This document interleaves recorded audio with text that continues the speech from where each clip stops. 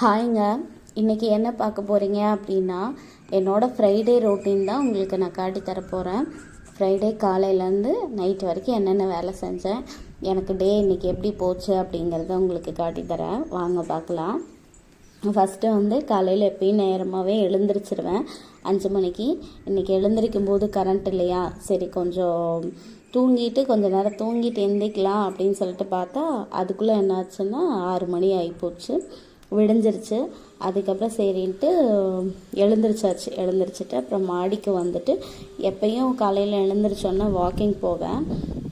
மாடியில் தான், வெளியெல்லாம் எங்கேயும் போகிறதில்ல. சரி இன்றைக்கி ரொம்ப டைம் கம்மியாக இருக்குது, ஒரு கொஞ்சம் நேரம் மட்டும் நடந்துட்டு போயிடலாம் அப்படின்னு சொல்லிட்டு அப்புறம் மாடியில் வாக்கிங் போயிட்டுருக்கிறேன். வாக்கிங் போயிட்டு அதுக்கப்புறம் கீழே போகணும். கீழே வந்தோடனே அப்புறம் அரிசி ஊற வச்சுட்டேன். சரி சாப்பாட்டுக்கு அரிசி ஊற வச்சிடலாம் அப்படின்னு சொல்லிட்டு அரிசி ஊற வச்சுட்டேன். பசங்கள்லாம் தூங்கிட்டு இருக்காங்க, இன்னும் எழுந்திரிக்கல. சரி அவங்க எழுந்திரிக்கிறதுக்குள்ளே வாசல் தொளித்து கோலம் போட்டு வந்துடலாம் அப்படின்னு சொல்லிட்டு வாசல்லாம் தொளித்து கோலம் போட்டாச்சு. ஏதோ எனக்கு ஓரளவுக்கு சுமாராக தான் கோலம்லாம் போட தெரியும். போட்டுட்டு வாசல்லாம் தெளித்து கோலம் போட்டு வந்தாச்சு. அதுக்குள்ளே அந்த காக்கா சவுண்டு கேட்குது. அவங்களுக்கு கூப்பிட்டுட்டே இருக்கிறாங்க. காலையில் எழுந்திரிச்ச உடனேயே அவங்களையும் அப்புறம் பார்த்துட்டு இதை பாருங்கள் எவ்வளோ பேர் இருக்கிறாங்கன்னு சொல்லிட்டு காலையிலே வந்துடுவாங்க. காலையில் வந்தோடனே சத்தம் கேட்டுகிட்டே இருக்கும். ஏதாவது ஸ்நாக்ஸ் ஏதாவது கொடுத்தா தான் போவாங்க, இல்லைன்னா சத்தம் போட்டுகிட்டே இருப்பாங்க. இவங்க பாருங்கள், இவங்க என்னோட சொந்தங்கள், நான் வளர்க்குற சொந்தங்கள். இவங்க என்னோட ஹஸ்பண்டு வேலண்டைன்ஸ் டேக்கு எனக்கு ரோஸ் கொடுக்குறாரோ இல்லையோ, இவங்க எனக்கு எல்லா நாளும் கொடுப்பாங்க. என்னை மறக்காமல் எல்லா நாளும் எனக்கு கலர் கலரான ரோஸ் கிஃப்ட் பண்ணிடுவாங்க. இந்த டைம் என்னாச்சுன்னா கொஞ்சம் பனி ரொம்ப இருந்தனால கொஞ்சம் வாடிடுச்சு. போன டைம் ஒரு ஷார்ட்ஸ் வீடியோ போட்டிருந்தேன், அப்போ பார்த்துருந்தீங்கன்னா தெரிஞ்சிருக்கும். அதில் அப்போ தான் கட் பண்ணி விட்டுருந்தேன். அதுக்கப்புறம் பூ வளர்ந்துருச்சு. இப்போது இது என்னென்ன கலர் அப்படின்னு சொல்லிட்டு பூ வளர்ந்துருச்சு. அப்புறம் இதுக்கு காலையில் தண்ணி ஊற்றலை, ஏன்னா இப்போ தண்ணி ஊற்றினோன்னா கொஞ்சம் லேட் ஆயிரும். அப்புறம் பசங்களை ஸ்கூலுக்கு அனுப்ப முடியாது அப்படின்னு சொல்லிட்டு அதுக்கப்புறம் நீ தம்பியை ஸ்கூலுக்கு அனுப்புனதுக்கு அப்புறம் தான் தண்ணி ஊற்றணும்.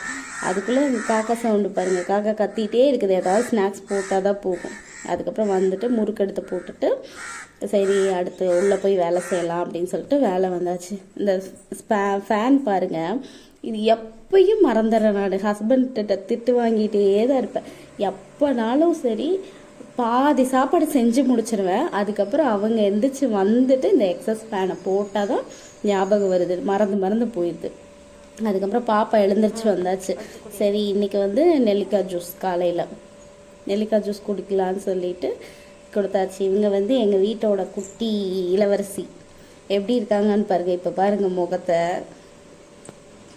ரொம்ப குறும்பு பண்ணுவாங்க இவங்க. ஆனால் பார்க்குறதுக்கு எப்படி சாஃப்டாக இருக்கிற மாதிரி நல்ல பிள்ளையாட்ட இருக்கிறாங்க. ஆனால் ரொம்ப ரொம்ப ரொம்ப ரொம்ப குறும்பு இவங்க. அப்புறம் காலையில் நெல்லிக்காய் ஜூஸ் இவங்களுக்கு கொடுத்தாச்சு. இவங்க எழுந்திரிச்சு வந்தோடனே இங்கே அடுப்புக்கிட்ட கொஞ்சம் நேரம் உட்காந்துடணும். உட்காந்து என்ட்ரி போட்டுட்டு அதுக்கப்புறம் எழுந்திரிச்சாதான் இவங்களுக்கு டேவே அன்னைக்கு ஃபுல்லாக போகும். இவங்களையும் பார்த்துட்டு அடுத்து சாப்பாடு செய்ய ஸ்டார்ட் ஆயாச்சு. சாப்பாடு செஞ்சிட்ருக்கோம். சரி அப்படியே சாப்பாடையும் செஞ்சுட்டு தம்பி இன்னும் எழுந்திருக்கல. ஸ்கூலுக்கு போகாத மேடம் சீக்கிரம் எழுந்திரிச்சிருவாங்க. ஸ்கூலுக்கு போகிற சார் தூங்கிட்டு இருக்கிறாரு, இன்னும் எழுந்திரிக்கல. சரி அதுக்குள்ளே இவங்கள கொஞ்சம் ப்ரஷ் எல்லாம் பண்ணி ரெடி பண்ணி விட்டுட்டு நெல்லிக்காய் ஜூஸ் கொடுத்தாச்சு.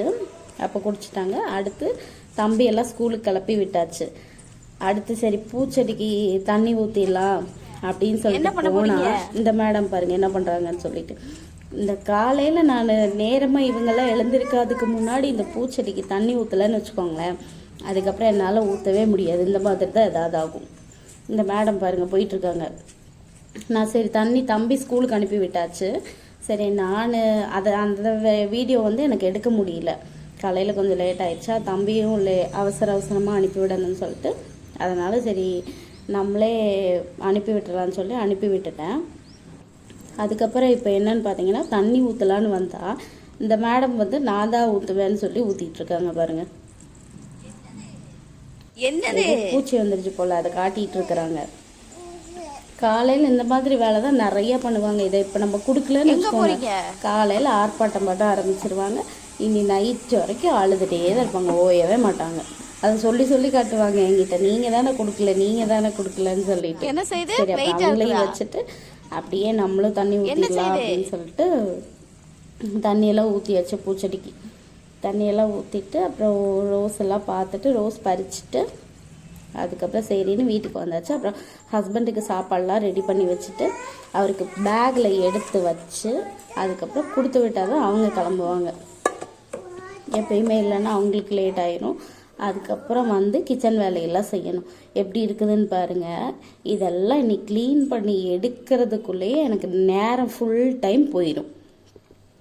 எவ்வளோ வேலைன்னு பாருங்கள். ஆனால் இத்தனைக்கும் 4 பேர் தாங்க வீட்டிலையே இருக்கணும். கிச்சன் ஒதுங்க வச்சு எனக்கு வேலையே செய்ய தெரிய மாட்டேங்குது. காலையில் எழுந்திரிச்சு இந்த மாதிரி பரப்பி வச்சுட்டு வேலை செஞ்சால் தான் செஞ்ச மாதிரி இருக்குது. அதுக்கப்புறம் வேலையெல்லாம் செஞ்சு முடிச்சுட்டு எல்லாத்தையும் அனுப்பி விட்டுட்டு பொறுமையாக அதெல்லாம் க்ளீன் பண்ணி எடுப்பேன். நான் எப்பயுமே அந்த மாதிரி பழகி போச்சு. அதுக்கப்புறம் சரின்னு சொல்லிட்டு வீடு எப்படி கிடக்குதுன்னு பாருங்கள். இந்த மேடம் காலையிலே அதுக்குள்ளே எல்லாம் எடுத்து போட்டிருக்காங்க. இதையும் எல்லாம் அங்கேயும் இங்கேயும் எடுத்து போட்டுட்டு இனி இதெல்லாம் க்ளீன் பண்ணணும். எவ்வளோ வேலை இருக்குதுன்னு பாருங்களேன்.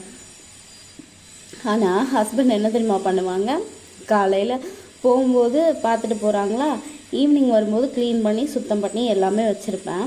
வந்தோன்னே என்ன பண்ணிடுவாங்க தெரியுமா, ஒரே வார்த்தையில் சொல்லி ஆஃப் பண்ணிடுவாங்க. காலையிலேருந்து என்ன தாண்டா பண்ணுவேன், வீடு போட்டபடியே அப்படியே கிடக்குது அப்படின்னு சொல்லிட்டு. எப்படி இருக்குதுன்னு பாருங்கள். அப்புறம் சாமி ரூமெல்லாம் க்ளீன் பண்ணிவிட்டு, சாமி ரூம் பார்த்துக்கோங்க, இதுவும் இப்படி இருக்கதா, இதையும் க்ளீன் பண்ணணும் இன்னைக்கு. அப்புறம் சாமி ரூமையும் க்ளீன் பண்ணி முடிச்சுட்டு க்ளீன் பண்ணியாச்சு. கொஞ்சம் அப்படியே கொஞ்சம் எனக்கு தெரிஞ்ச அளவுக்கு வீடியோ எடுத்துகிட்டு அப்புறம் சாமி ரூமையும் க்ளீன் பண்ணியாச்சு. அப்புறம் வீடெல்லாம் கூட்டி எல்லாம் முடிச்சாச்சு. அதுக்கப்புறம் தொடச்சிட்ருக்கிறேன் இப்போது. சரி தொடச்சி முடிச்சிட்டோம் அப்படின்னா வேலை முடிஞ்சிச்சு. அதுக்குள்ளேயே டைம் 3 o'clock ஆகிடுச்சு. அதுக்குள்ளே மேடமும் தூங்கி ஒரு குட்டி தூக்கம் போட்டு எழுந்திரிச்சிட்டாங்க. அதுக்கப்புறம் வீடெல்லாம் தொடச்சி முடிச்சுட்டு அதுக்கப்புறம் துணி மடிக்கணும். இந்த அம்மா வீட்டில் இருக்கும்போதெல்லாம் நம்ம ஒரு சில வேலையெல்லாம் செய்யவே மாட்டோம் அப்படின்னு ஒரு சில வேலையெல்லாம் இருக்கும் தெரியுமா. அந்த மாதிரி வேலையில் எனக்கு பிடிக்காத வேலை இந்த வீடு கூட்டுறதும் துணி மடிக்கிற வேலையும் தான் எனக்கு பிடிக்கவே செய்யாது. அப்போ வந்து எங்கள் அம்மா சாட்டர்டே சண்டே காலேஜ் போயிட்டு வரும்போதெல்லாம் லீவ் விட்டாங்கன்னா அம்மா பீரா துணியெல்லாம் மடிக்க சொன்னாங்கன்னு வச்சுக்கோங்க, எங்கேயாவது கிளம்பி ஓடிடுவேன் நான். ஐயோ இன்றைக்கி ப்ராஜெக்ட் இருக்குது, அது இருக்குது, இது இருக்குதுன்னு சொல்லிட்டு எஸ்கேப் ஆயிடுவோம். ஆனால் அப்போல்லாம் அம்மா சொல்லுவாங்க நிறைய, இப்போ வந்து இவ்வளோ தூரம் நீ கஷ்டப்படுற இந்த வேலையெல்லாம் செய்யறதுக்கு போகிற வீட்டில் பாரு, இந்த ஒரு வேலையை நீயே மட்டும்தான் செய்கிற மாதிரி ஆகி போயிடும் அப்படின்னு சொல்லி. ஆனால் இப்போ பார்த்தா அதே மாதிரி தாங்க ஆகிப்போச்சு. எனக்கு அந்த 2 வேலையும் பிடிக்கவே செய்யாது. ஆனால் அது நான் மட்டும்தான் செய்கிற மாதிரி இருக்குது. ஹஸ்பண்டும் செய்ய மாட்டாங்க, அவங்க வேலைக்கு போயிடுவாங்களா, வர்றதுக்கே நைட் ஆகிடும். சரி அவங்கள ஏன் போட்டு டார்ச்சர் பண்ணுது அப்படின்னு சொல்லிட்டு அதையும் விட்டுறது. அப்புறம் எப்படியும் அந்த க்ளீன் பண்ணி வச்சாச்சு, வேலையெல்லாம் முடிஞ்சு போச்சு. இனி அதுக்கப்புறம் ஈவினிங் சாரும் வந்தாச்சு. அப்புறம் இவங்களையும் வச்சுட்டு கொஞ்சம் வெளியே கொஞ்சம் நேரம் கிரிக்கெட் விளையாடிட்டு அவங்க கூட டைம் ஸ்பெண்ட் பண்ணிவிட்டு அதுக்கப்புறம் வீட்டுக்கு வந்தாச்சு. வந்துட்டு அடுத்து வந்து மாவாட்டி இருக்கிறேன். சரி நாளைக்கு குட்டீஸ்க்கு 2 பேருக்கும் லீவு, சரி அப்படின்னு சொல்லிட்டு மாவாட்டி வச்சுட்டு அதுக்கப்புறம் நைட்டு சப்பாத்தி போட்டுக்கலாம் அப்படின்னு சொல்லிட்டு மாவு பிணைஞ்சி வச்சாச்சு சப்பாத்திக்கு. அதுக்கப்புறம் சப்பாத்தி போட்டுட்டு அதுக்கப்புறம் துணியை நைட்டு தான் மடித்து, அப்பயும் எனக்கு சிரமமாக தான் இருந்துச்சு. சரி இன்னும் மடிக்காமல் இருந்தோன்னா இனி அவ்வளோதான், இனி நாளைக்கு சிக்கிடுவோம் அப்படின்னு சொல்லிட்டு எல்லா வேலையும் இன்றைக்கே செஞ்சாச்சு. இங்கே பாருங்கள், காலையில் தான் எல்லா வேலையும் செஞ்சு அவ்வளோ தூரம் பண்ணேன்னா இந்த குட்டீஸ் 2 பேரும் வீடை எப்படி கொஞ்சம் அழுக்கு பண்ணி வச்சுட்டாங்க. ஹஸ்பண்ட் வந்தோன்னே என்ன கேட்குறாருன்னா, வேலையே செய்ய மாட்டியாம்மா, வீட்டிலேருந்து என்னதான் செய்வேன் காலையிலேருந்து அப்படின்னு சொல்லி.